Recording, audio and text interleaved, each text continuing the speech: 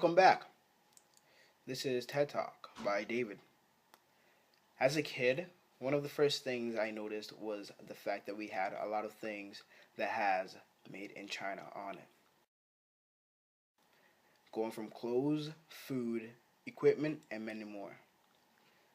I've been so curious about these, and one day I went up to a map to figure out where exactly China is located and what was so special about it.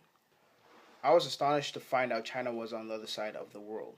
And as I was trying to figure out the distance, I discovered the actual map was made in China. All these really blew my mind because I was surprised to see where most of the products in our homes came from and the distance between the country and our homes. As I grew older, I learned the steps it took to get food from a place like China to our plates here in Canada. I learned that the chain starts from buying food from wherever it is grown or made, to transportation of the food to our various stores, and finally the purchase by us, the consumers. Today, I will be talking about the transportation process and its effect on our environment in respect to air quality and the chemicals involved in transporting the food. On average, our food travels about 4,500 kilometers before reaching the grocery stores. That is just a few kilometers short of the width of Canada. If a person was to walk 45 kilometers, it would take approximately 38 days for the person to get to their destination. To make things more efficient, foods are transported through air with planes, water with boats, and road with trucks, all of which have a fair amount of pollution to them. They all produce CO, carbon monoxide, which is known to trap heat in the atmosphere, causing the temperature to rise, resulting in global warming. Global warming is real and dangerous. With a population of over 7 billion people in about 196 countries, each with unique items to sell to the world and a way of transporting the product worldwide at an efficient pace through air, water, or road, they all contributed to global warming. Each and every day, they have a product transported with any transportations available.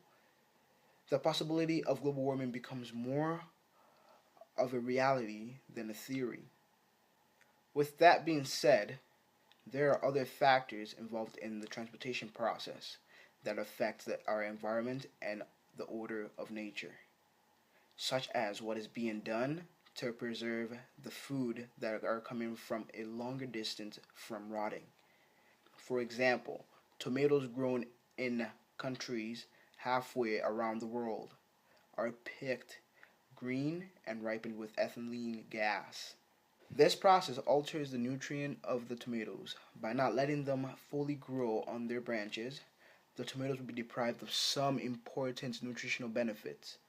Although it looks like a tomato, it's kind of a notional tomato. In reality, the grocery stores are selling us imagery, what looks good but not what is good. Because consumers are always checking for the best looking product that has no bruises or welts. The grocery stores are simply supplying as demanded by consumers.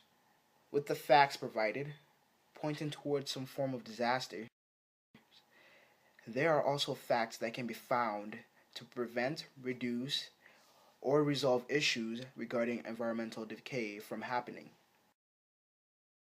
For example, issues from the transportation process of getting food grown in countries halfway around the world to our country can be reduced by simply buying food from local farmers when the type of food is in season. Doing this isn't only supporting and encouraging local farmers, it is also giving the body a well-grown, nutritious food. This will also help in the reduction of the amount of CO, carbon monoxide, released in the air, and most importantly, preservation of our environment. This is a great step towards total environmental cleansing, which I hope will reverse the damages that were already done by our previous actions. Thank you.